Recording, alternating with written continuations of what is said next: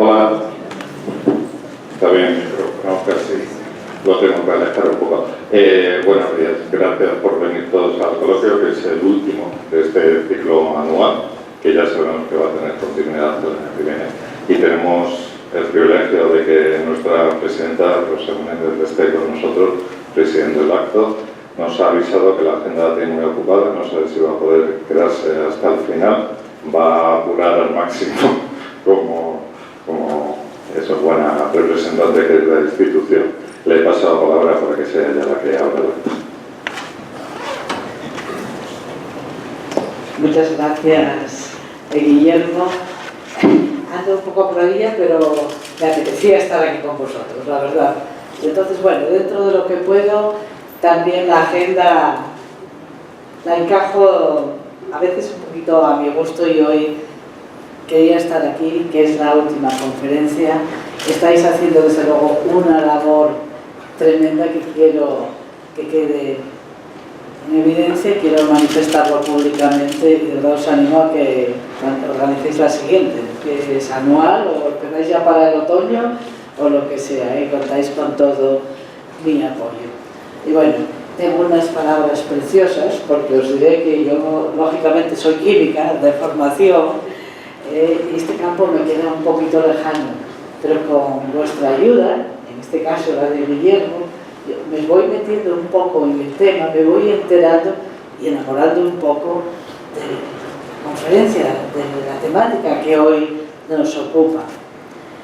Ya un poquitín más en línea, en serio, deciros que esta serie de coloquios Marie Sklodowska-Curie, que se planteó desde el inicio para impulsar la imagen de la ciencia como bien social que debe hacerse accesible, con rigor y voluntad de divulgación, el hecho de que en este coloquio y en el anterior, que también presidí con sumo gusto, las conferencias sean de dos científicas de prestigio mundial y ambas de habla hispana, refleja una cuestión de la máxima importancia, que es el papel protagonista de la mujer, aunque estemos refiriéndolo de forma exhaustiva, en la ciencia de vanguardia, y el empuje de la comunidad hispanoamericana en la investigación de excelencia. Yo creo que es otro aspecto muy importante que debemos de tener presente.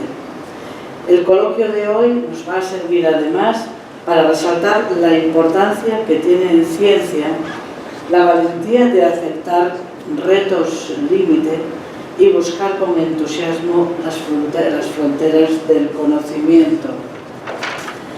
El 11 de febrero de 2016, en una conferencia de prensa seguida en el mundo entero, se anunció por vez primera la detección de ondas gravitacionales.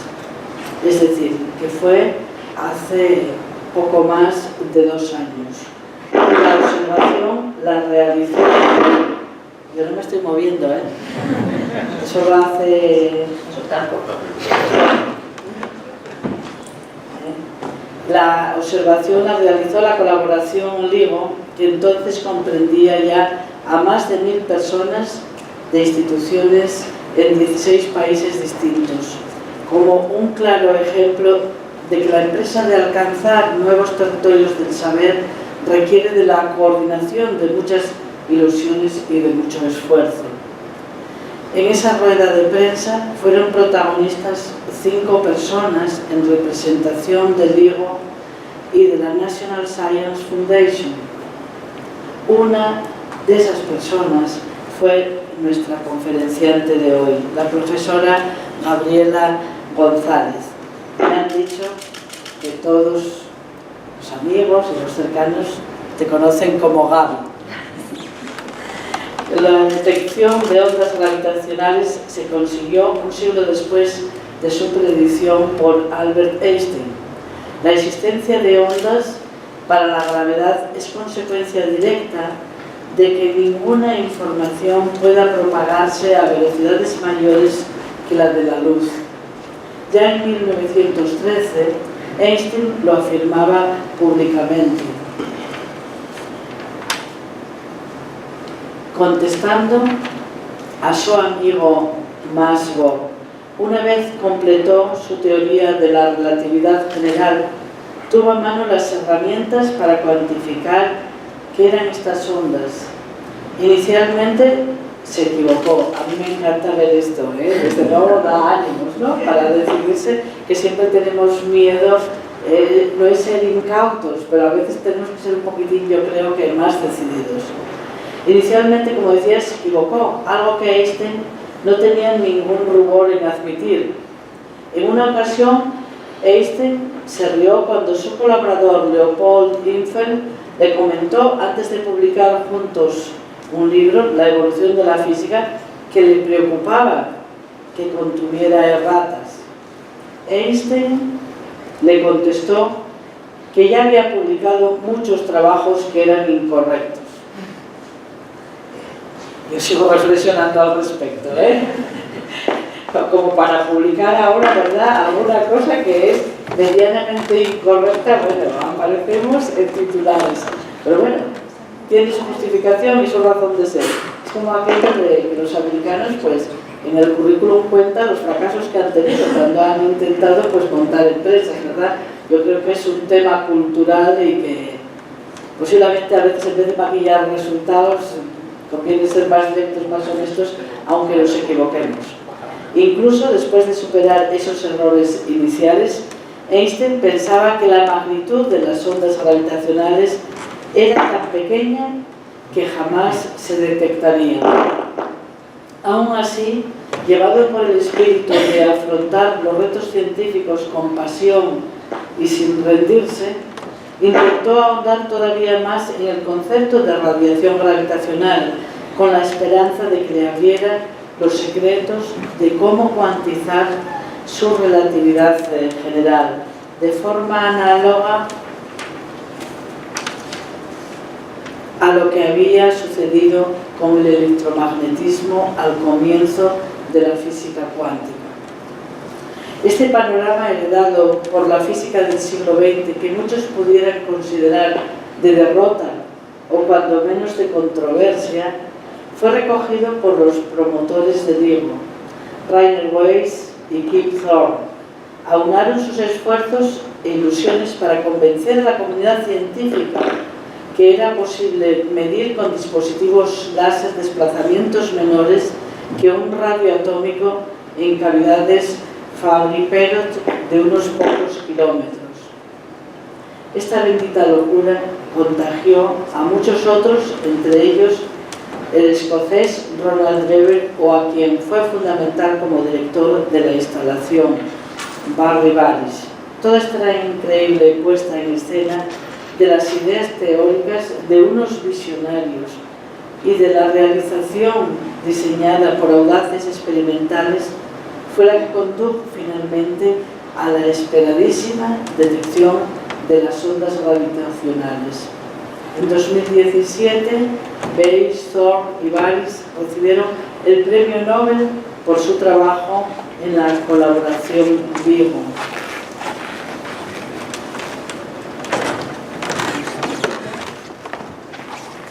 No fue sino el reconocimiento a la perseverancia, determinación y atrevimiento científico de todos los que de una forma u otra han construido un nuevo campo de la física y han abierto nuestras percepciones a una nueva forma de observar la naturaleza. Esta nueva astronomía, combinada con los modernos métodos de la astrofísica, de las radiaciones electromagnéticas y de astropartículas, nos proporciona un amplio mirador para contemplar el universo, lleno de emociones y lleno de retos. Con estas brillantes perspectivas asistimos al coloquio de hoy. Permíteme que te llame Gaby. Gaby nos va a deleitar, a hacer pasar un buen rato con su presentación. Me han comentado además que precisamente hoy, 9 de julio, es el día que se celebra la independencia de Argentina, proclamada en 1816 por el Congreso de Tucumán. Qué mejor forma que celebrarlo hoy todos juntos con este apasionante coloquio. Muchas gracias, Gaby, por estar con nosotros, y muchas gracias a vosotros organizadores, por hacer posible estos coloquios y traer a gente tan relevante como Gaby. Muchísimas gracias.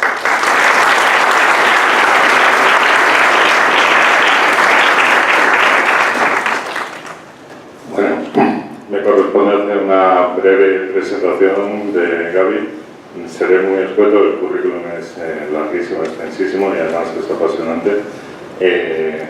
Tuve la suerte de coincidir con ella en Syracuse en el 92, precisamente cuando empezaba a funcionar LIGO, y es una suerte el haber podido vivir en parte el contagio de todo eso.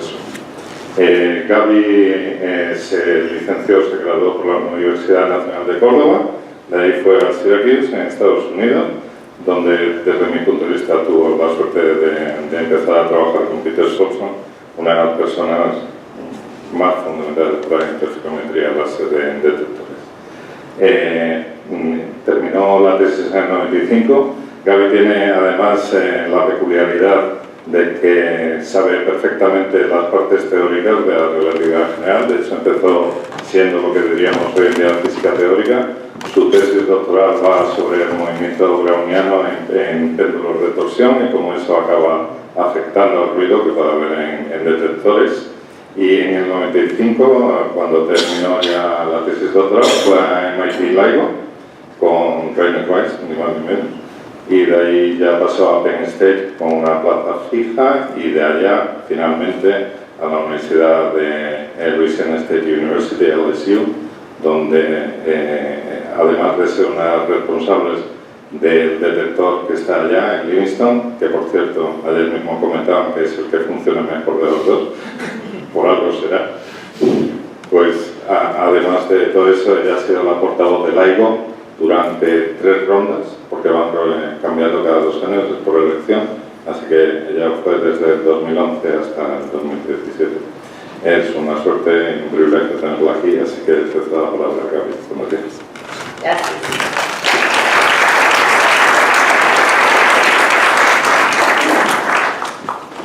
Muchísimas gracias por la introducción.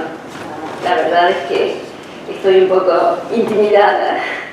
Es un honor dar un coloquio que se llama Marie Curie, pero me han dicho que ella estuvo en esta sala dando una charla, más de una charla. Así que estar en el mismo escenario, a lo mejor las paredes escuchan. Estoy aquí para contarles algunos de los detalles de la astronomía que estamos haciendo, una nueva manera de hacer astronomía con ondas gravitacionales.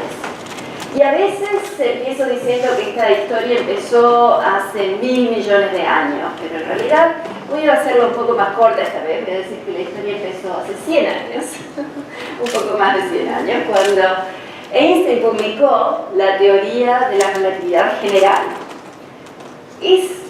Tiene un nombre raro, relatividad general porque él había publicado la teoría de la relatividad especial casi 10 años antes, en 1905, y esa era una teoría que tenía que ver con la electricidad, el magnetismo y la velocidad de la luz, que explicaba ciertas inconsistencias entre fenómenos eléctricos y magnéticos con el principio de la relatividad especial, que es que la luz viaja a la misma velocidad en todos los sistemas de referencia, pero además nada viaja más rápido que la luz. Sin embargo, la gravedad, de acuerdo a la teoría de Newton, era una fuerza instantánea, entonces viajaba más rápido que la velocidad de la luz. Se embarcó entonces en buscar una teoría de la gravedad que tuviera una velocidad de interacción que fuera finita, que fuera la velocidad de la luz, o menor. Eso ya había otra gente que había tomado como problema, pero no había una teoría todavía que explicara este fenómeno. Y este fenómeno que no se había observado todavía.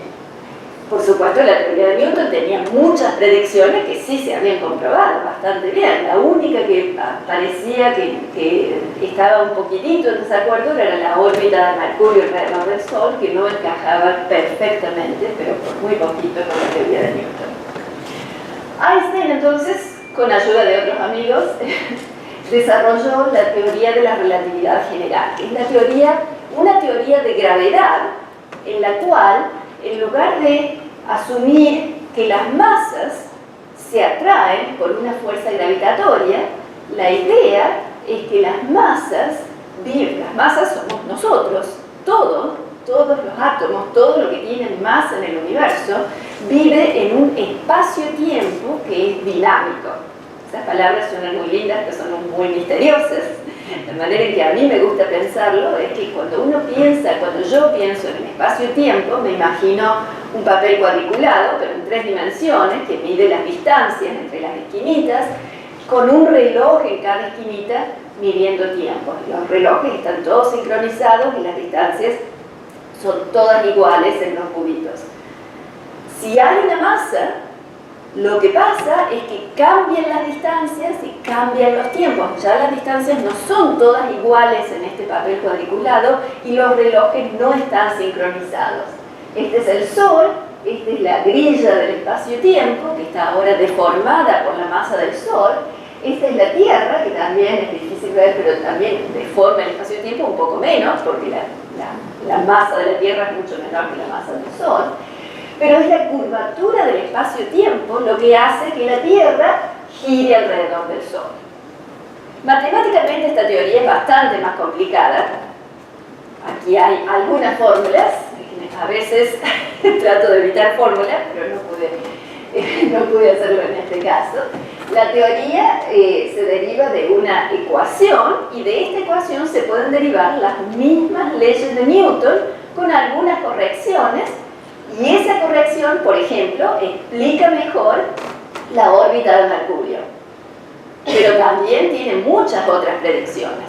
Por ejemplo, la de ondas gravitacionales.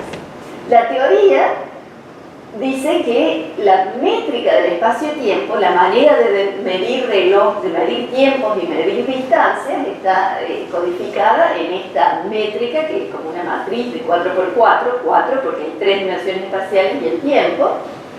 Y de esa métrica del espacio-tiempo uno toma derivadas, las multiplica y forma un tensor que se llama tensor de Einstein, con la materia, la masa del universo y cómo se mueve la masa en el universo, se construye otro tensor, que es el tensor de materia y energía, y uno pone la constante de gravedad, la constante de Newton, la velocidad de la luz, para que las dimensiones tengan sentido, y esta es la ecuación de Einstein. Es muy complicada, hay poquísimas soluciones analíticas, en general ahora se resuelven en computadoras. Pero algo que ya en 1916 Einstein derivó es que si uno asume que no hay masa, que en una región del espacio no hay masa, cuando uno hace eso en electromagnetismo, si uno asume que no hay cargas eléctricas, las ecuaciones de Maxwell se reducen a una ecuación de ondas. Aquí en la ecuación, en esta teoría, si uno asume el vacío, este término se hace cero y no queda una ecuación de ondas. Pero si uno asume que la métrica del espacio-tiempo es esta métrica plana con relojes sincronizados y distancias todas iguales, más una pequeña perturbación, entonces este tensor igual a cero es aproximadamente una ecuación de ondas. Y esas ondas son ondas de distancias, ondas de tiempo. Estas son las ondas gravitacionales. El efecto que produce esta perturbación se cuantifica como una diferencia de distancia dividido por distancia. Es decir, no tiene unidades. Es metros divididos por metros, no tiene unidades. Pero hay maneras de medirla. El efecto físico que se produce es que si consideramos un círculo de partículas en caída libre, a mí me gusta pensar en paracaidistas que se tiran de los aviones y están en caída libre y a veces se organizan de manera de estar en un círculo, y pasa una onda gravitacional, las distancias, que son todas iguales al centro, definiendo el círculo, van a cambiar de manera que el círculo se convierte en una elipse y después en un círculo y después en una elipse en el sentido ortogonal y después en un círculo de nuevo. Las distancias cambian de esa manera. Y estas elipses pueden ser en dos direcciones, pueden ser en esta dirección o a 45 grados. Son las dos polarizaciones de las ondas gravitacionales, como las ondas electromagnéticas tienen distinta polarización. También derivó Einstein y en todos estos cálculos tenía pequeños errores que los fue corrigiendo con el tiempo, derivó cómo se producen las ondas gravitacionales. Se producen a partir de masas que están no solo aceleradas, sino que tienen un cuadrupolo de masa. Eso también suena bastante raro, pero muchos de ustedes han calculado esto en físicas introductorias. Es el momento de inercia de la masa, y si el momento de inercia no es el mismo en las tres direcciones, eso quiere decir que la masa tiene un cuadrupolo, es decir, no es esférica. Si una masa no es esférica, si un sistema no es esférico y está acelerado, tiene derivadas, se va a producir una onda gravitacional. Lo que Einstein dijo en 1916, se dio cuenta enseguida, es que cuando se usan estas constantes de la teoría, este número, que es la constante de Newton, el momento cuadrupolar, las derivadas, dividido por la distancia de la fuente, dividido por la velocidad de la luz a la cuarta potencia, hace que este número sea pequeñísimo. Imposible de medir. En realidad, en el artículo donde describe ondas gravitacionales en 1916, Einstein dijo, este número es pequeñísimo, negligible, implicando que no había una aplicación práctica, no había manera de medir. Él también había calculado cómo medir la desviación, cómo la luz no viaja en línea recta, estaba buscando pruebas experimentales y esta no era una de esas. Sin embargo, nosotros sabemos ahora que hay masas que se pueden mover muy rápido, hay maneras de hacer cuadrupolos que pueden producir amplitudes que parecen más grandes, pero siguen siendo pequeñísimas. Por ejemplo, sabemos, y esto era la prueba de que las ondas gravitacionales existían, sabemos que hay sistemas binarios de estrellas de neutrones. Las estrellas de neutrones son las más compactas que existen.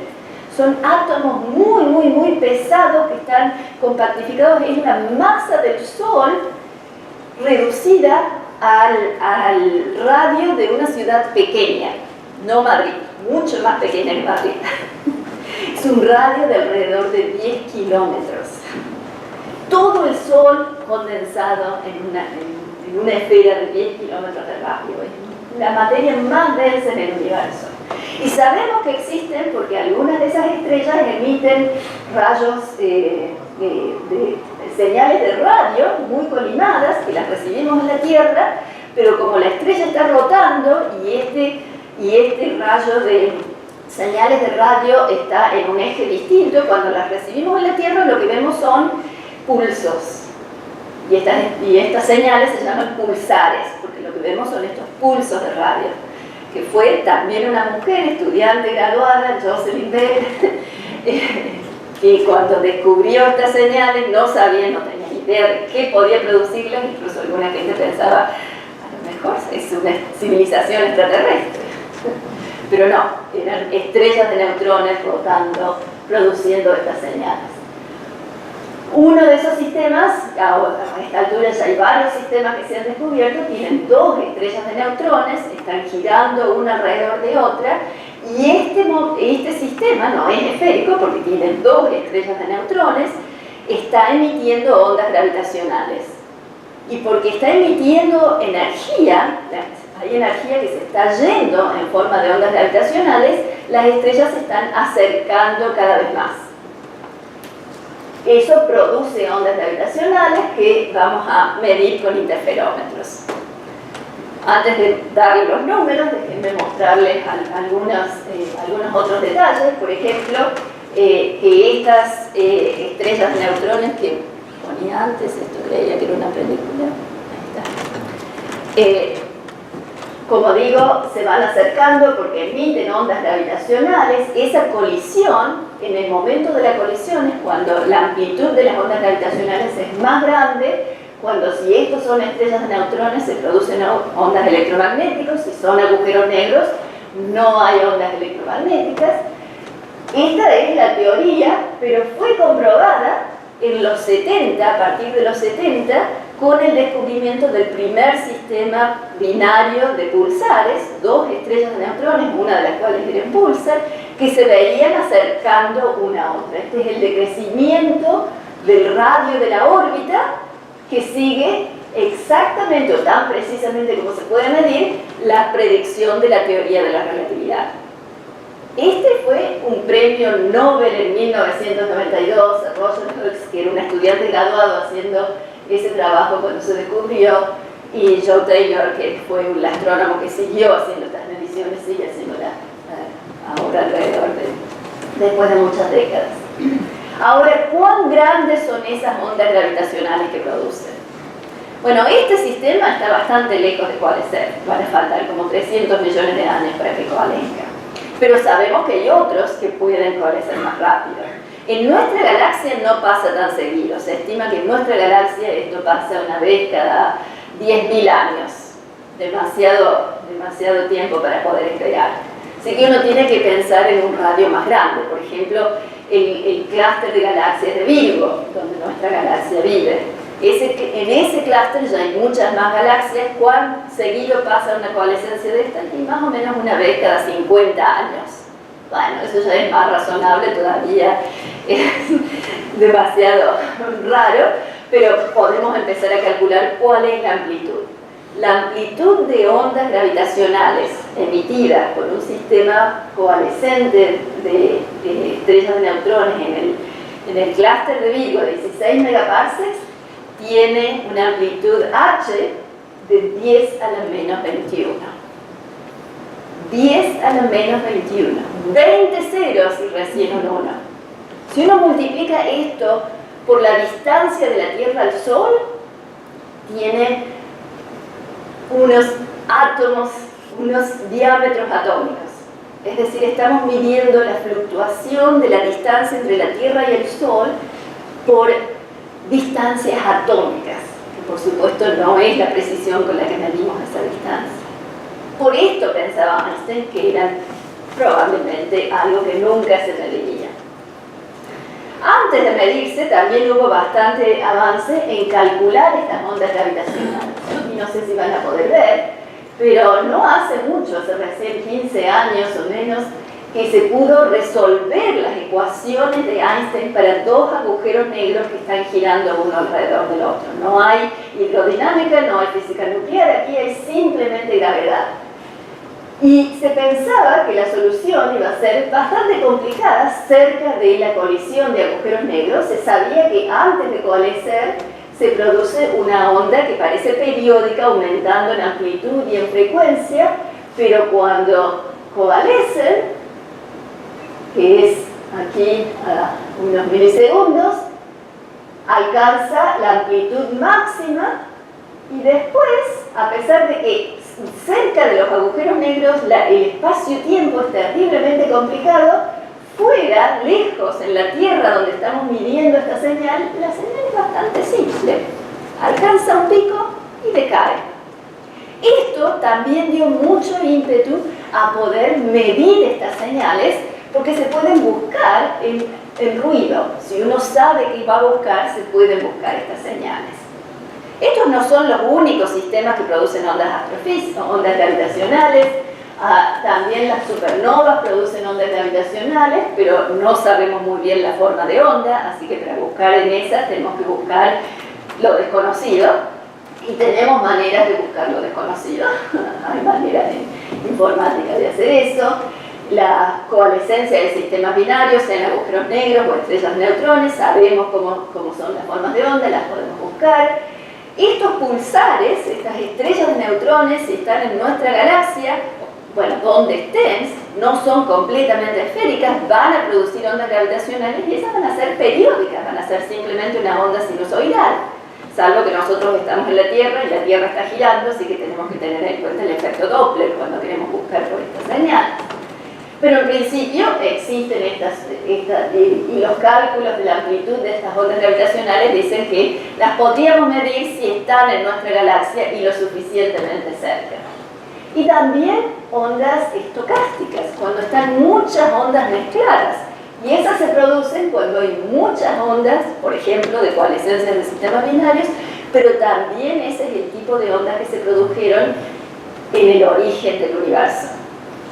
Y esa es otra manera de buscar ondas gravitacionales. ¿Cómo las buscamos? Bueno, hay varias maneras y les voy a contar al final, pero esta es la manera en que en los 70 Ray Wise empezó a pensar qué era lo que hacía falta. Y es usando interferómetros. En un interferómetro tenemos un láser que se divide en dos. Un láser es una onda electromagnética, se divide en dos, rebotan en espejos, que están lo más lejos que podamos ponerlos, vuelven, y cuando salen del interferómetro, si estas dos distancias son iguales, estas ondas se cancelan. Pero si estas longitudes no son iguales, porque está pasando una onda gravitacional y esta se hace más corta y esta más larga, estas ondas no se cancelan y hay luz. Entonces, si tenemos una fotocélula aquí, podemos ver más luz, menos luz, más luz, menos luz. Eso nos está diciendo que hay una onda gravitacional. O que se están moviendo los espejos. Ese es el truco. ¿Cómo hacemos para que los espejos no se muevan, para que el láser viaje derecho, para que el láser sea lo suficientemente estable para medir estas ondas gravitacionales? Todo esto llevó muchos años de diseño, pero lo primero que se decidió es que estos interferómetros no podían estar en un laboratorio. Tenían que ser bastante grandes, tenían que tener kilómetros de largo. Y así fue que nació el proyecto LIGO en Estados Unidos, propuesto por Caltech y MIT, Kip Thorne, un físico teórico de agujeros negros en Caltech, Ray Wise, el físico experimental, con esta idea de interferómetros en MIT. Y ellos dos propusieron, bueno, no solo ellos dos, estas dos instituciones, pero propusieron a la Agencia Científica de Estados Unidos lo que parecía una locura. Y a muchos astrónomos y a muchos opositores les pareció una locura.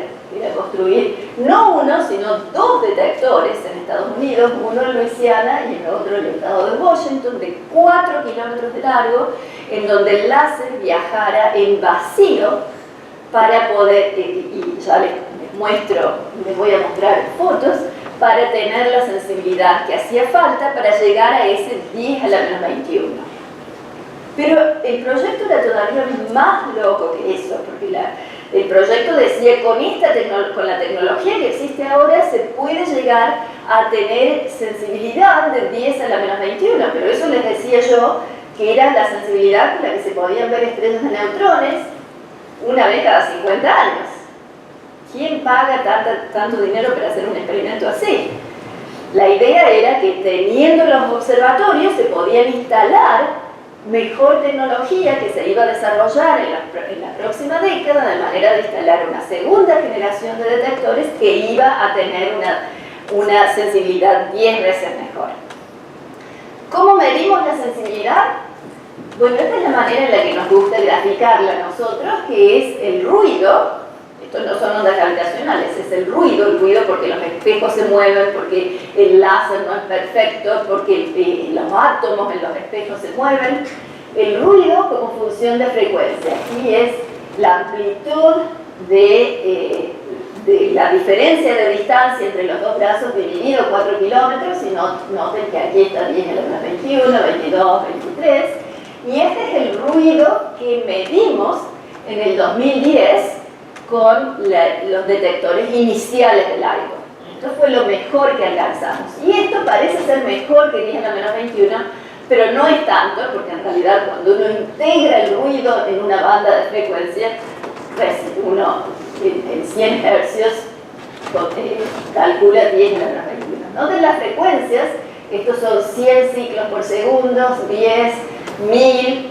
Estas son frecuencias típicas de ondas gravitacionales hechas por o estrellas de neutrones coalesciendo o agujeros negros pequeños. No los agujeros negros grandes que sabemos que están en los centros de la galaxia, sino agujeros negros pequeños que, como sabemos, que empiezan los agujeros negros. Pero como les dije, esta sensibilidad no se pensaba que era suficiente para detectar ondas gravitacionales. Tomamos datos por varios años, no vimos ondas gravitacionales, pero como se había predicho, ya se había desarrollado tecnología que prometía que podíamos alcanzar una sensibilidad bastante mejor. Con esta sensibilidad podíamos ver estrellas de neutrones hasta 20 megaparsecs de distancia, que es la distancia al clúster de Virgo. Con esta sensibilidad que se consigue con mejor aislación sísmica, haciendo que los espejos se muevan menos para mover este ruido a este nivel, se consigue con menos movimiento browniano, no reduciendo la temperatura. Esto es ruido, movimiento térmico de los átomos, pero no reducimos la temperatura, sino que hacemos que se concentre el movimiento browniano en ciertas frecuencias y se vaya de estas frecuencias, que es donde nos interesa a nosotros, y aquí a altas frecuencias aumentamos el número de fotones, lo cual reduce la incerteza cuántica que tenemos al medir ese más luz, menos luz, más luz, menos luz. Esa luz tiene una incerteza en el número de fotones, que es una incerteza cuántica. Si ponemos muchos fotones en circulación, se reduce esto. Si conseguimos este ruido, que no hemos conseguido todavía, una vez que lleguemos a esta sensibilidad, vamos a poder ver hasta una distancia de alrededor de 200 megaparsecs de distancia. Y a esa distancia deberíamos ver muchas coalescencias de estrellas de neutrones por año. Por supuesto, el interferómetro es bastante más complicado de lo que parece. Los espejos no son simplemente espejitos atornillados a una mesa óptica, como nos gusta trabajar, a la gente que nos gusta trabajar en laboratorios. Son espejos de 40 kilos de peso, de 25 centímetros de diámetro, de un material muy especial, de vidrio, de fuse sílica, de sílica, no sé cómo se dice en castellano, perdón, colgado de fibras de vidrio que están colgadas de otra masa de vidrio que está colgada de otras de bandas metálicas, de otras bandas metálicas, de manera de hacer de esto un péndulo cuádruple. Los péndulos son aislantes sísmicos, porque ustedes se acordarán, a lo mejor han hecho este experimento en la escuela, o a lo mejor lo hagan ahora cuando vuelvan a su casa, pero cuando cuelgan un yo-yo, o cuando cuelgan algo de un hilo, eso es un péndulo. Y si el punto de suspensión se mueve muy despacito, el péndulo simplemente sigue el movimiento. Si uno lo mueve a una frecuencia especial, que es la frecuencia de resonancia, el péndulo se vuelve loco. Esto es la frecuencia de resonancia que amplifica el movimiento del punto de suspensión. Pero si el punto de suspensión se mueve a frecuencias más altas y se mueve muy rápido, la masa casi no se mueve. Es decir, el péndulo está aislando el ruido sísmico de altas frecuencias, y frecuencias de 100 Hz, como decíamos, son altas para péndulos, está aislando la masa del movimiento del punto de suspensión. Y cada estadio del péndulo multiplica ese efecto. No es suficiente, tenemos que colgar eso de una masa de metales y resortes y sensores, que es un sistema de aislación sísmico activo en el que medimos el desplazamiento y lo cancelamos. Todo eso se instala, aquí está el péndulo colgado de este sistema de aislación sísmica sobre unos soportes con tecnología hidráulica, de manera de poder cancelar las mareas terrestres. Todo eso en vacío, con el láser viajando en vacío, 4 kilómetros en tubos de 1,20 metros de diámetro. El láser es un láser de alta potencia, súper estable, y el interferómetro no es simplemente un interferómetro de Michelson, es un interferómetro que tiene cavidades de Fabry-Perot en los brazos, que es una manera complicada de decir que la luz va y vuelve muchas veces, de manera de aumentar artificialmente la longitud del interferómetro. Tenemos otra manera de aumentar el número de fotones circulando con un sistema de reciclado de potencia, tenemos un sistema de reciclado de señal, es decir, ópticamente este es un sistema bastante complicado, pero eso es lo que promete que vamos a llegar a la sensibilidad que queremos. No somos los únicos en LIGO que hacemos cosas que parecen tan locas. En Europa hay dos colaboraciones, una colaboración GEO, que tiene un detector de 600 metros de largo, para lo cual nosotros decimos es cortito. Está en Alemania, es una colaboración británica-alemana, y ellos son parte de la colaboración de LIGO. Somos ahora una colaboración internacional. Hay otro detector de 3 kilómetros de largo en Italia, de una colaboración que se llama Virgo, que es una colaboración que empezó siendo franco-italiana, pero ahora involucra varios otros países. Hay también otros 2 detectores, uno en construcción en Japón y otro planeado en India. En el 2015, a lo mejor se acuerdan, teníamos estos detectores de segunda generación en LIGO. De Virgo todavía no estaban dando, pero estábamos trabajando las 2 colaboraciones juntas, buscando de analizar los datos, y teníamos los detectores, los 2 detectores, el de Hanford y el de Livingston, funcionando a esta sensibilidad, que era bastante mejor que la que habíamos tenido en la inicial, medida en distancia a estrellas de neutrones. Esto tenía alrededor de 60 megaparsecs. Acuérdense, en la inicial lo máximo que habíamos tenido era 20, y dijimos, bueno, habíamos planeado a esta altura, probablemente no descubramos nada, pero vamos a tomar datos por unos meses, así practicamos de tomar datos y quién sabe, a lo mejor hay algo. Antes, cuando estábamos preparándonos para empezar a tomar datos, el 14 de septiembre del 2015, vimos esto. Y esto fue impresionante para nosotros. Realmente increíble. No creíamos que fuera cierto. Nos tuvimos que convencer. Lo que estoy mostrando aquí es la señal en las fotocélulas, en Livingston en azul y en Hanford en anaranjado. Y como ven, esto es al principio ruido. Esto es lo que vemos en general. Está calibrado. Esto es 10 a menos 21, esto es menos 10 a la 20, menos 10 a la menos 21. Esto es ruido, esto es lo que vemos en general, pero aquí se empieza a ver una onda sinusoidal que aumenta en amplitud, en frecuencia y luego decae.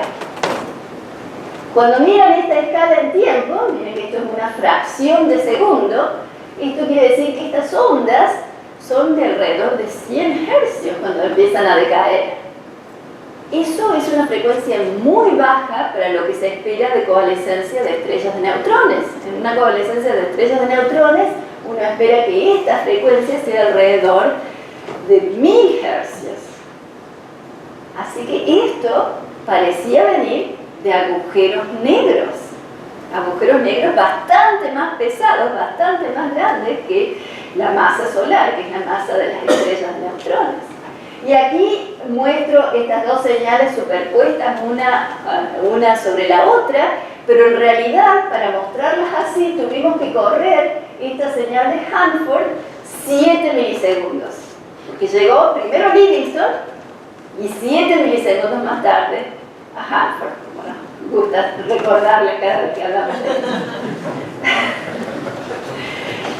Y eso es lo que se espera, porque la velocidad, la luz, tardaría 10 milisegundos en ir de un observatorio al otro. Es decir, que si la onda gravitacional viene en línea recta, pasando por un observatorio primero y llegando al otro después, tarda 10 milisegundos. Pero si la onda gravitacional viene de cualquier otra dirección, va a llegar a los 2 detectores con una diferencia temporal de menos de 10 milisegundos. Exactamente lo que veríamos acá. El primer día dijimos, ¿quién puso esto en mi detector? Porque nosotros simulamos ondas gravitacionales empujando los espejos para testear, para probar todos nuestros sistemas. Pero no había nada, nadie había puesto esto. Nos tomó tiempo convencernos de que no había habido un hacker. Pero era cierto. tuvimos que tomar datos, no habíamos tomado datos con los detectores, así que no sabíamos qué tipo de ruido tenían los detectores. A lo mejor a los detectores habíamos hecho algo que se les ocurría tener señales parecidas a esta, y la primera que vimos fue accidentalmente coincidente. Nos tomó un par de meses tomar datos y después seguimos tomando datos probando que no era cierto, que esto era real, era una señal astrofísica.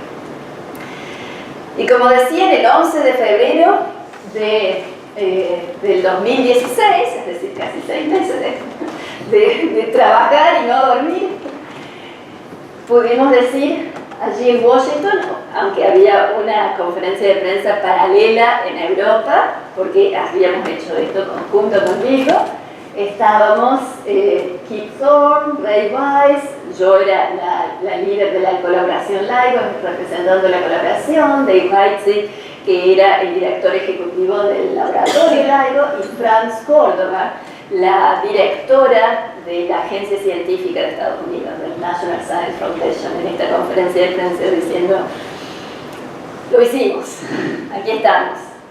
Y en realidad fue muy lindo porque este día, no lo habíamos programado así, pero este día, a lo mejor ustedes sepan, el 11 de febrero, se ha declarado como el Día Internacional de la Niña y la Mujer en la Ciencia.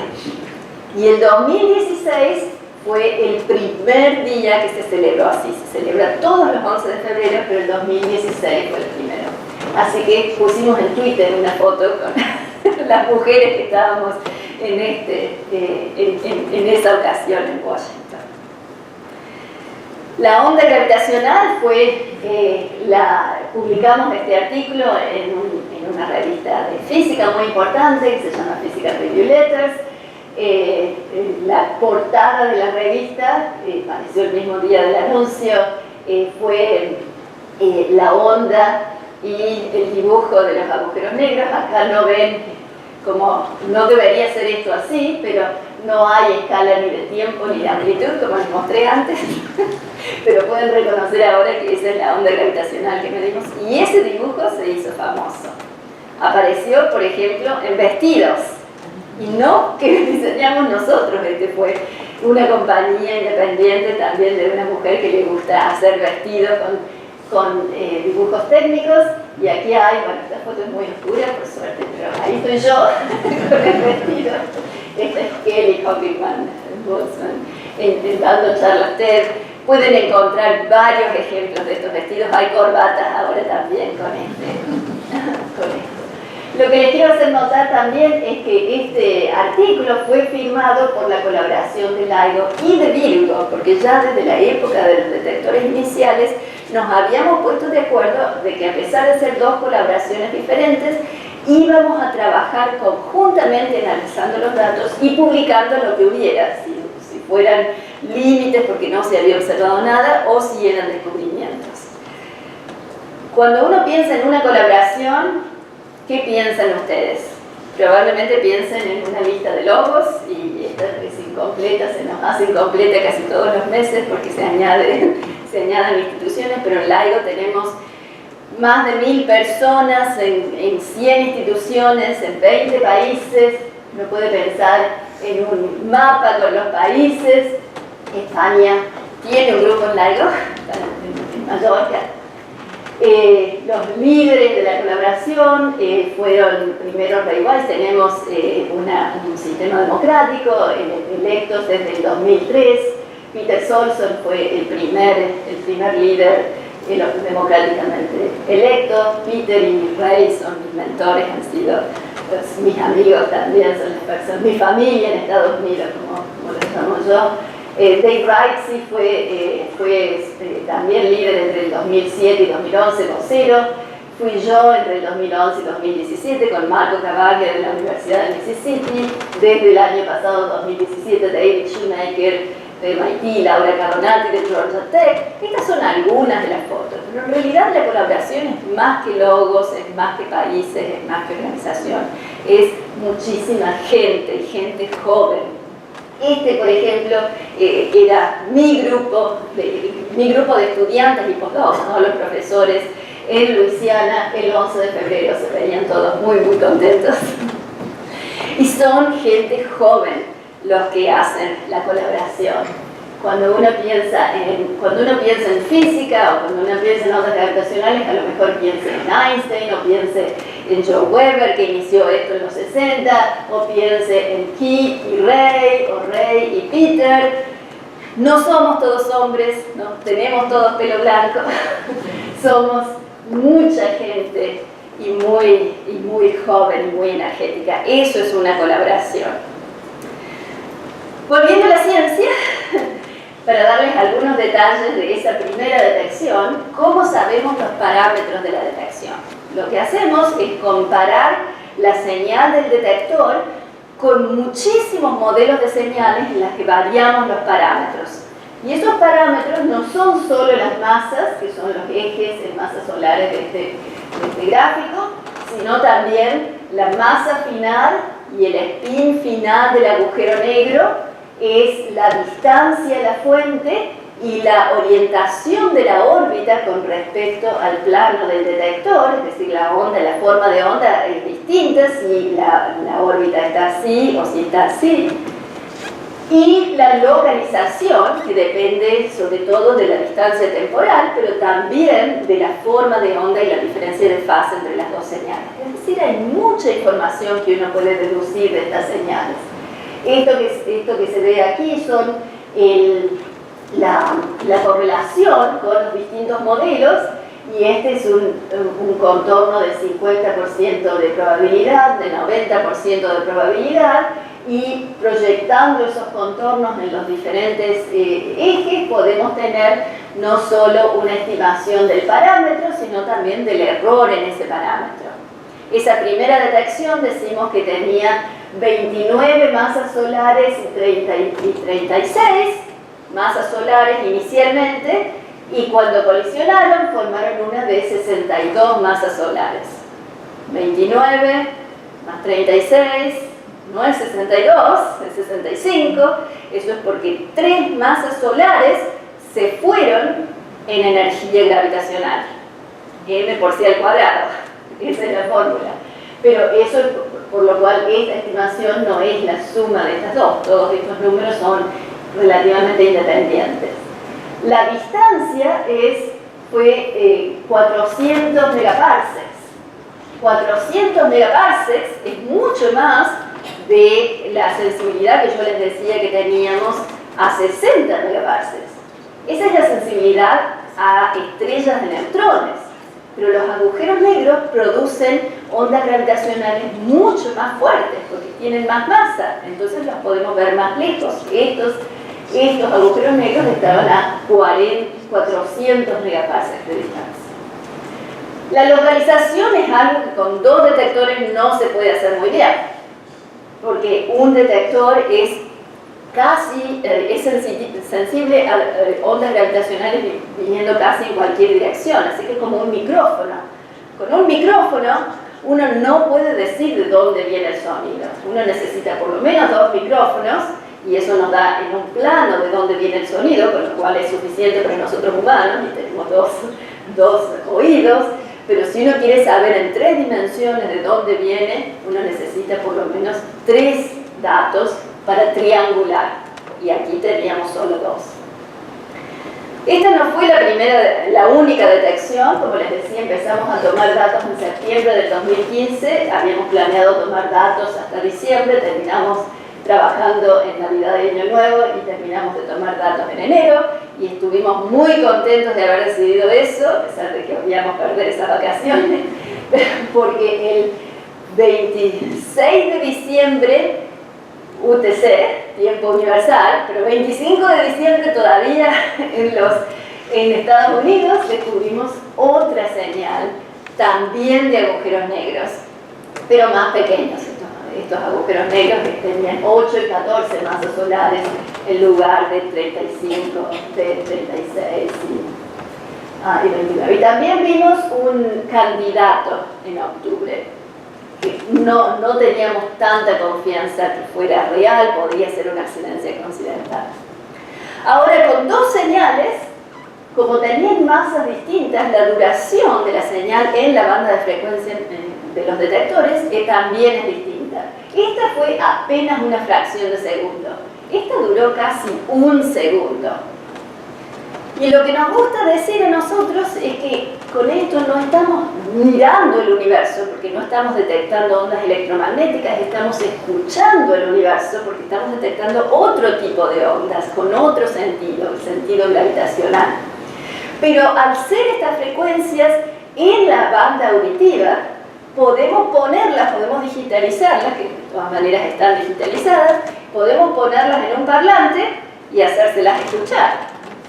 Esto es lo que llamamos, lo que me gusta llamar la música gravitatoria, o las primeras dos notas de la orquesta del universo, la sinfonía del universo.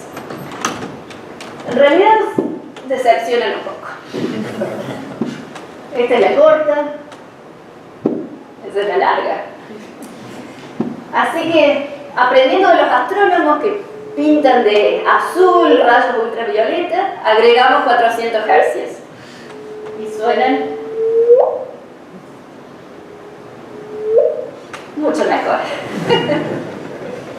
Con esta música hemos bailado. Literalmente. Esta fue la primera corrida de datos, en los primeros meses en los que tomamos datos, vimos estas dos señales. Teníamos los detectores hacia el final, hacia enero, el detector de Hanford que estaba andando bastante mejor, tenía una sensibilidad de casi 80 megaparsecs, pero acuérdense, lo que nosotros queremos conseguir es 200 megaparsecs, así que nos queda mucho trabajo por hacer. En el 2016 estuvimos trabajando en los detectores y llegamos a hacer alcanzar el de Livingston a 100 megaparsecs, el de Hanford no tanto. Empezamos a tomar datos de nuevo el 30 de noviembre del 2016. Virgo estaba casi listo con su detector y iba a tomar datos en algún momento. Sabíamos que íbamos a tener que dejar de tomar datos en agosto con LIGO, pero esperábamos tomar datos con Virgo en algún momento. El 4 de enero del 2017 vemos otra detección de agujeros negros. Ya es la tercera, así que ya sabíamos qué hacer. Una de las cosas que fue interesante de esta detección es que, no les mostré antes, pero uno puede calcular, ¿sí? No sé por qué. Dejó de pasar.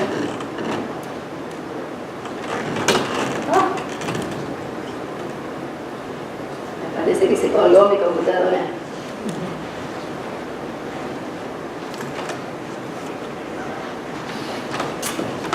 Perdón, no tener que rebotear.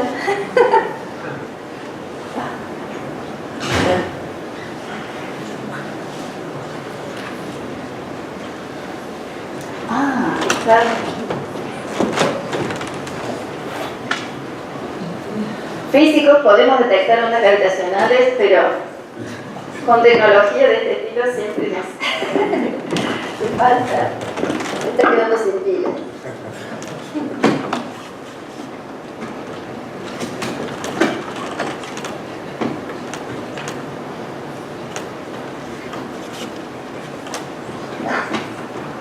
Y creo que esto va así.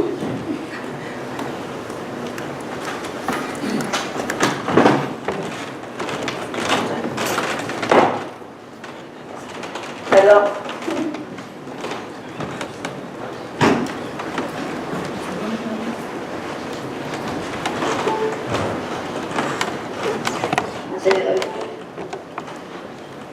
Ahora sí.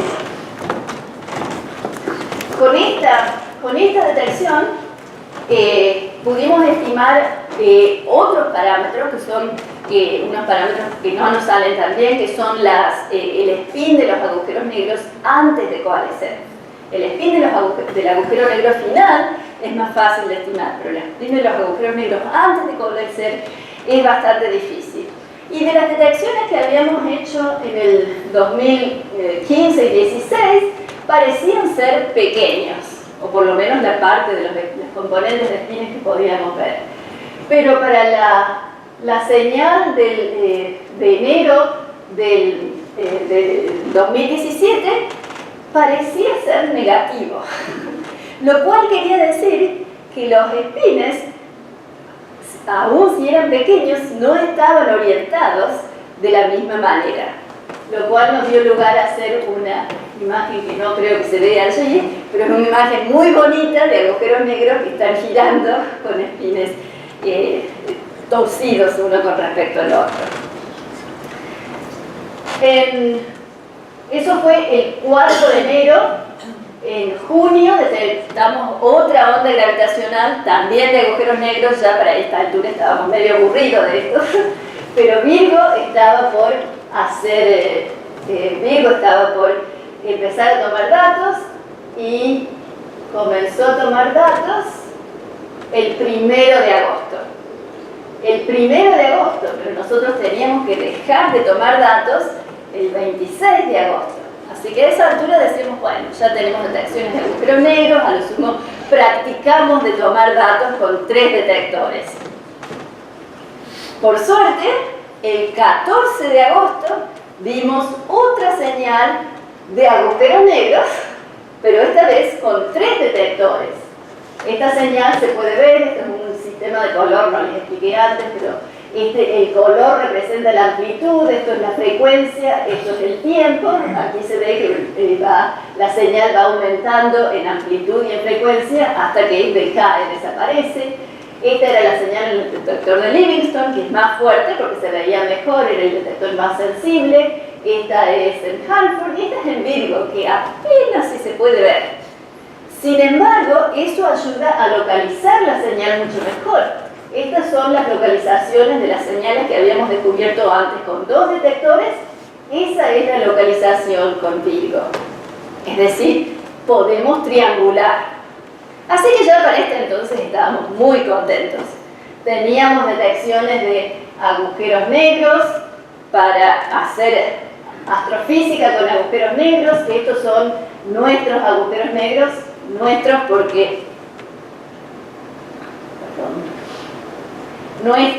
porque hay otras observaciones de agujeros negros, no de los agujeros negros en sí, sino de... no de los agujeros negros en sí, sino de los rayos X emitidos por sistemas que están alrededor. Y como ven, los agujeros negros que descubrimos nosotros parecen tener masas. Este eje que no se ve es el de masas, parecen ser más grandes que estos agujeros de rayos X. Esto es algo que astrónomos están discutiendo por ahora. Todo esto fue el 14 de agosto. Les decía que el 26 dejábamos de tomar datos. Y el 17 de agosto, otra fecha patria en Argentina, vimos otra señal, pero esta fue muy distinta.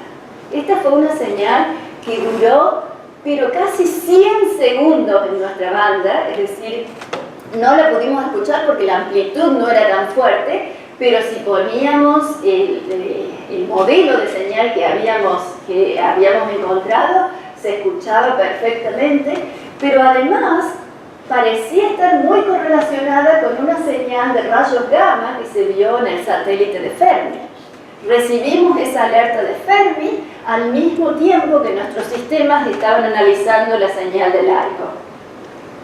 Y como les decía, nos gusta ponerla en sonido.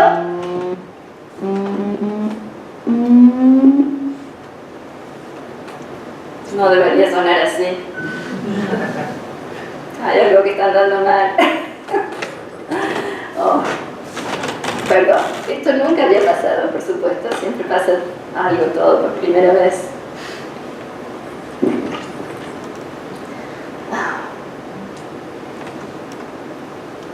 Me parece que hay algo que está tomando demasiada memoria.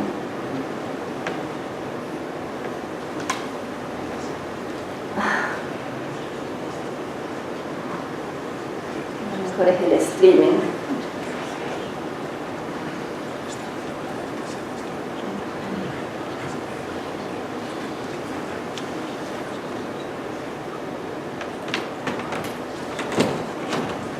Bueno, me parece que voy a seguir sin música, lo cual es una pena porque tengo una película muy bonita, pero a los que se queden se las hago ver. No sé.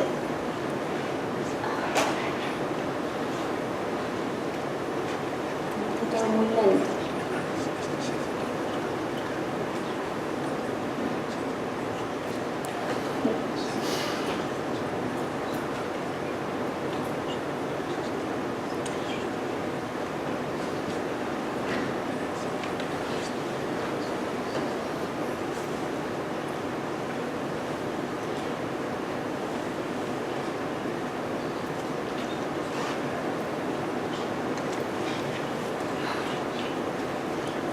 Apagarlo, me toma tiempo.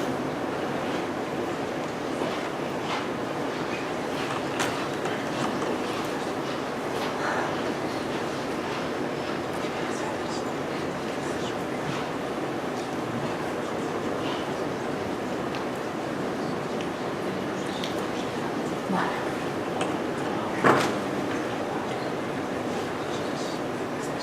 Mil perdones.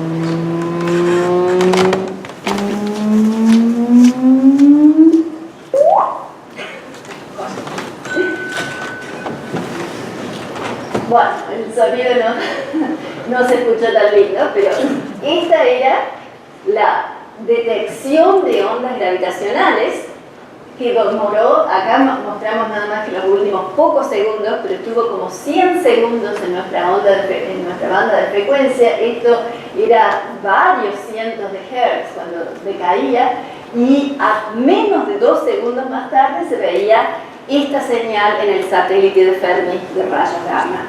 Es decir, este había sido un sistema de masas mucho más chicas, estrellas de neutrones, que habían producido además ondas electromagnéticas. Esto fue genial. Esto fue realmente una revolución. La misma estimación de masas que podíamos hacer nos dice ahora que estas dos masas son de alrededor de una masa solar cada una, es decir, consistente con estrellas de neutrones. Nosotros por la onda gravitacional no podemos decir exactamente si son estrellas de neutrones o ondas gravitacionales, porque no vemos esa parte final tan bien, pero podemos decir que la masa era pequeña. La distancia era mucho menor, 40 megaparsecs. Estos son 130 millones de años luz, mucho menos que los 1.300 millones de años luz de aquella primera detección. Es decir, esto fue una colisión de estrellas de neutrones, la primera que vemos en el espectro gravitacional. Y esto es también lo que se teorizaba, era el origen de los destellos de rayos gamma, los gamma ray bursts.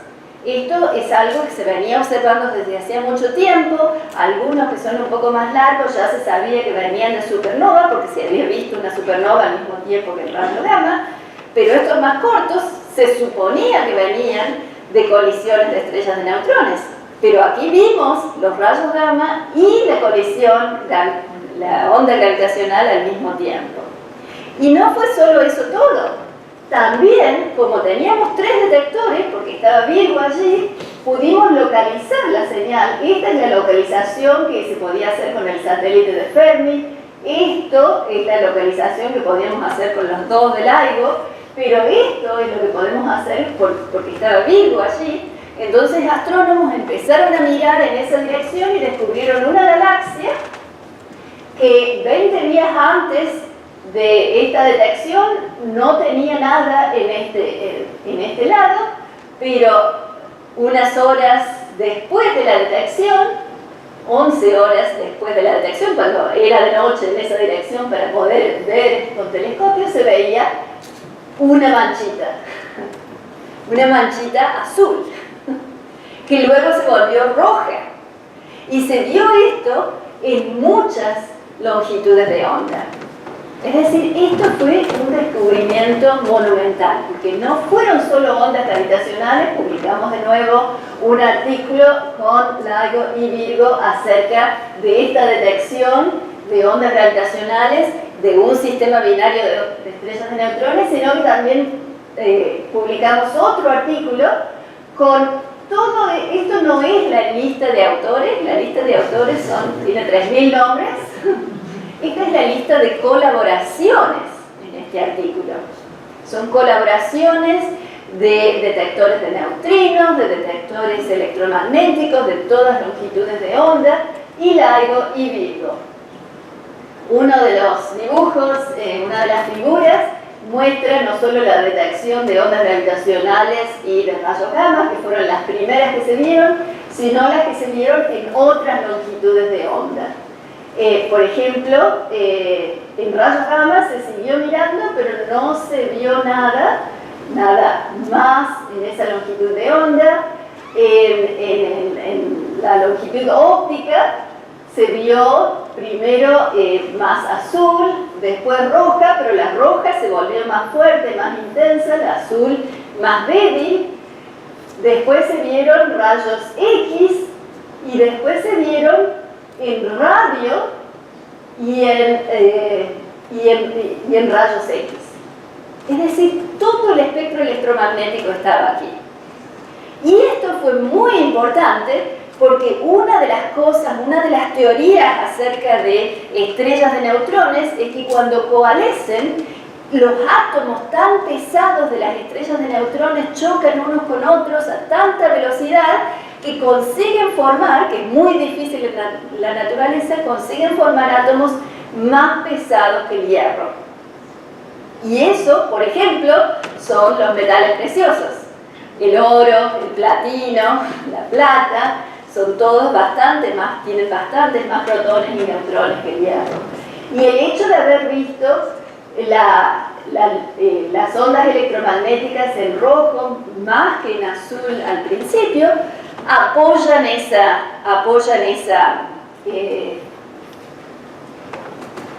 teoría.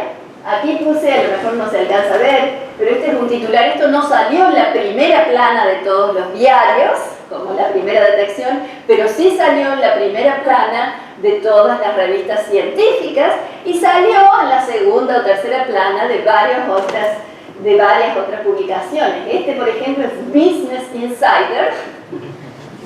Y dicen que los astrónomos descubrieron, por fin, el origen del oro, el platino y la plata del universo. Por supuesto, gente de negocios supongo que les importa mucho.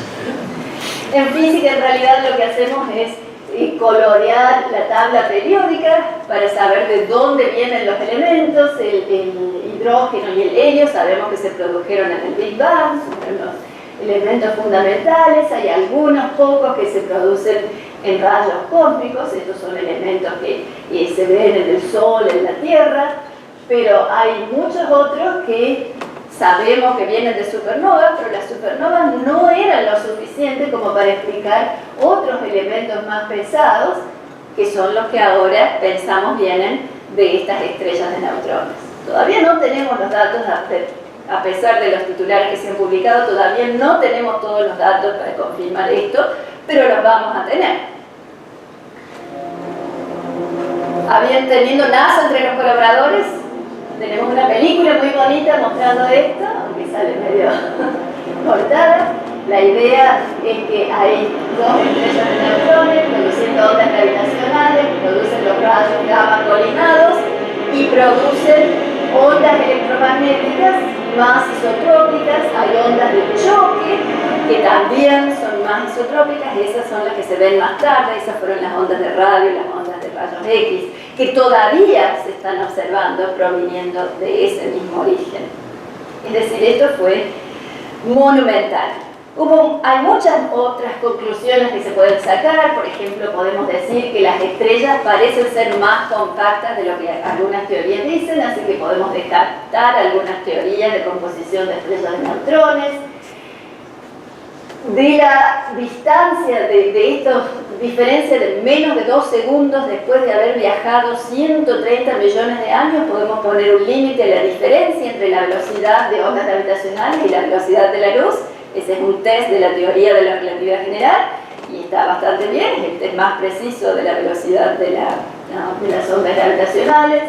Podemos también descartar algunas teorías de cómo se coliman estos rayos gamma. Sabemos ahora que la teoría más simple, que es que los rayos gamma están simplemente en este cono y nada afuera, no es cierta. ¿Es una estructura más complicada o hay una estructura más isotrópica separada de la estructura colimada de rayos gamma? Todavía se está investigando por astrónomos, no por nosotros. Una de las cosas más interesantes es que al identificar la galaxia donde se produjo este evento, tenemos el corrimiento al rojo medido en esa galaxia. Y nosotros tenemos la distancia. La amplitud de la onda gravitacional nos dice la distancia, el corrimiento al rojo nos da de la galaxia, nos dice cuánto se expandió el universo o cuán rápido se expandió el universo en ese trayecto. Esto es la constante de Hubble, y no sé si han escuchado, pero la constante de Hubble se está midiendo cada vez más precisamente por dos métodos diferentes, que este es el valor de la constante de Hubble, y estos dos métodos tienen valores que están ahora en desacuerdo uno con otro. Nosotros tenemos ahora una tercera manera de medirlo, es mucho menos precisa. Esta es nuestra curva de probabilidad de este valor, por supuesto abarca los dos, pero con más detecciones y más estadísticas vamos a poder medir esto bastante mejor, y es independiente, es un método independiente de estos otros dos métodos. Así que estamos haciendo mucha física, mucha astrofísica, con solo una detección de estrellas de neutrones, y estamos aprendiendo muchísimo de agujeros negros, ya con 5 detecciones de agujeros negros. ¿Qué queda por hacer? Bueno, muchísimo. Como les decía, todavía no tenemos los detectores andando a la sensibilidad que queremos tener, pero aún así vamos a tener una sensibilidad mejor. Esperamos que alrededor de febrero del año que viene, a principios del año que viene, vamos a empezar a tomar datos de nuevo. Vamos a tomar datos por un año, bastante más del tiempo que hemos tomado antes, con una sensibilidad que en largo va a ser, queremos que sea por lo menos 120 megaparsecs, todavía no estamos ahí, pero estamos por buen camino. En Virgo va a ser bastante más de lo que era antes, y a lo mejor Kagra, el detector en Japón, se nos una, dependiendo de cuánto tiempo duremos y cuán rápido anden ellos, pero a lo mejor tengamos algún tiempo en coincidencia con 4 detectores, lo cual nos va a permitir todavía localizar mejor y tener más información de las señales. Y después seguiremos mejorando la sensibilidad hasta tener detectores que anden bastante bien. Pero esto no nos alcanza para hacer mucha cosmología, porque aún los agujeros negros, que pueden estar bastante más lejos, están a distancias que en astronomía dicen que son cercanas. necesitamos ver todavía más lejos si queremos hacer cosmología. Y hay conceptos de cómo hacer eso, haciendo los detectores más largos, 10 kilómetros en un sistema europeo, 40 kilómetros en un concepto en Estados Unidos, a lo mejor poniéndolo bajo tierra, a lo mejor con temperaturas criogénicas, es decir, explotando, llevando todas las tecnologías al máximo, implementando nuevas tecnologías. Eso es lo que hicimos con la segunda generación en los mismos observatorios. Para esto necesitaríamos nuevos observatorios, con lo cual probablemente necesitamos toda su ayuda en impuestos. Y ondas gravitacionales vienen en muchos colores, con muchas longitudes de onda, no solo con ondas auditivas, como podemos detectar nosotros. Aún con esos mejores detectores tenemos más sensibilidad, pero no frecuencias mucho más bajas. Pero si uno quiere detectar ondas gravitacionales de agujeros negros masivos, los que están en el centro de las galaxias, esos tienen periodos que tienen de minutos a horas. Para eso se necesita 1.000.000 de kilómetros, no 4 kilómetros. Es un detector espacial que se llama LISA, que está aprobado ya por la Agencia Espacial Europea, aunque la fecha de lanzamiento es el 2034. Espero que se adelante un poco, pero voy a esperar. También hay otra manera de hacer, no es interferometría directamente, pero indirectamente se puede pensar como eso, con las señales de radio que se ven de los pulsares en la galaxia. Entonces aquí ya no contamos en kilómetros, contamos en parsecs. ¿Cuán lejos esto? Estos serían ondas gravitacionales que tienen periodos de años. Estas estarían producidas por agujeros negros supermasivos o por el espectro de ondas gravitacionales del universo temprano, o por ambas cosas. Todo eso está en progreso y esto puede llegar a anunciar detecciones de ondas gravitacionales. Yo creo que en los próximos años están muy cerca de las sensibilidades que se predicen para por lo menos agujeros negros supermasivos. Esto se llama pulsar timing. Y también para descubrir las señales del universo temprano se puede medir la polarización del espectro cósmico de microondas. Ese es un sistema indirecto, pero también nos da información, es una fotografía, no nos da información dinámica, pero nos da información del universo temprano. Y esto, hubo un anuncio que terminó no siendo real en el 2013, creo que fue, pero estos experimentos están mejorando todo el tiempo. Así que detecciones de ondas gravitacionales van a estar escuchando por los próximos 5, 10, 15, 20, probablemente 100 años. De ahora en más estamos haciendo astronomía no solo con luz, sino con ondas gravitacionales. Gracias y perdón por los problemas.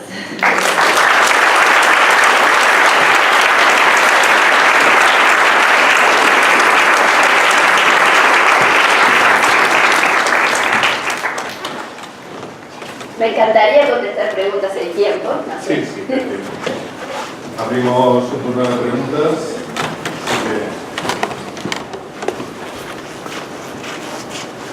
Bueno, muchísimas gracias. Fascinante.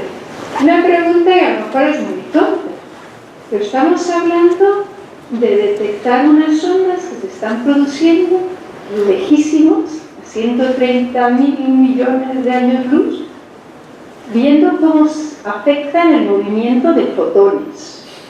Las ondas no se amortiguan, tengo el concepto de ondas, no se amortiguan, no rebotan. ¿Qué pasa? Es cierto, las ondas gravitacionales son bastante distintas de las ondas electromagnéticas. Las ondas electromagnéticas son fáciles de producir, pero también son muy fáciles de dispersar. Las ondas gravitacionales son bastante más difíciles de producir, pero afectan muchísimo menos al resto de los medios, lo cual también quiere decir que los medios no afectan las ondas gravitacionales. Por supuesto, si pasan por agujeros negros, se desvían, igual que la luz. Si podemos ver efectos efectos de lentes, por ejemplo, podríamos ver, pero con ondas, sabemos muchísimo de ondas electromagnéticas que están afectadas por efectos de lentes gravitacionales, son una de 1000, una de 10.000, es decir, son muy pocas.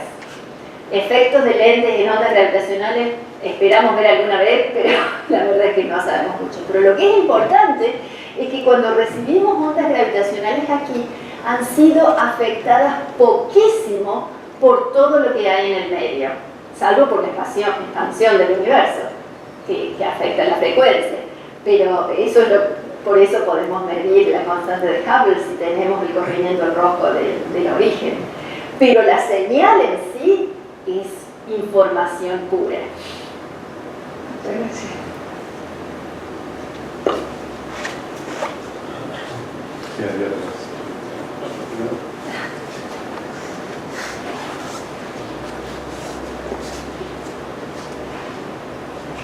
Muchas gracias por este charla apasionante.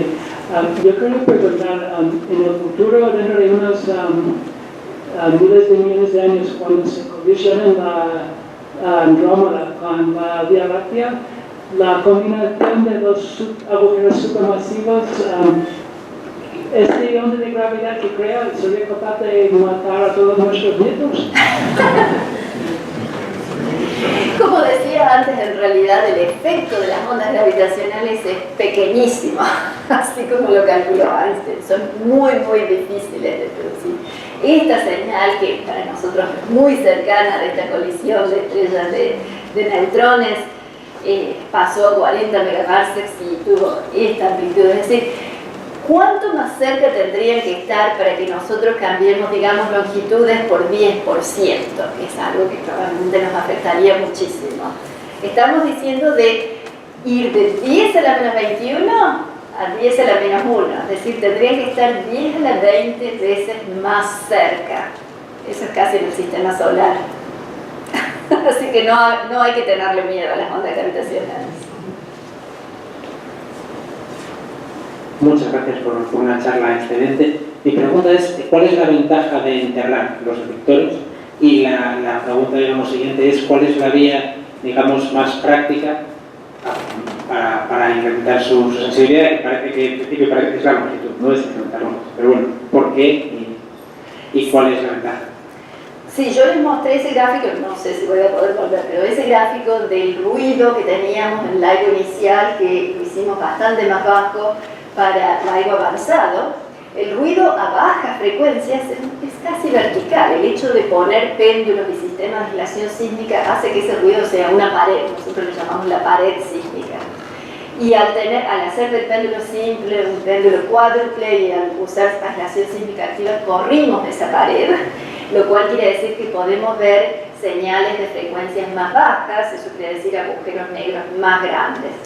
Sin embargo, todavía estamos limitados por el ruido sísmico, es todavía el ruido sísmico que se filtra en todos nuestros sistemas. Si bajo tierra, el ruido sísmico está compuesto principalmente de ondas de superficie. Bajo tierra esas ondas no existen, así que afectan muchísimo menos. Eso esperamos aprender tanto de eso como de usar bajas temperaturas del detector japonés. El detector de Japón es 3 kilómetros de largo y también en forma de L, pero está en una montaña, en la mina de Kamioka, donde está el detector de neutrinos también, y se va a hacer a bajas temperaturas. ¿En qué profundidad se viene a pasar? Bueno, en Kagra, como está en una montaña, depende de la profundidad, depende, pero creo que la profundidad mínima es un par de kilómetros. Estos detectores están pensando a bastante más profundidad, pero por supuesto esto los hace muy caros. El concepto que hay para un detector en Estados Unidos es, en lugar de hacerlo bajo tierra, hacerlo más largo, hacer 40 kilómetros en lugar de 10, pero sobre tierra en lugar de bajo tierra.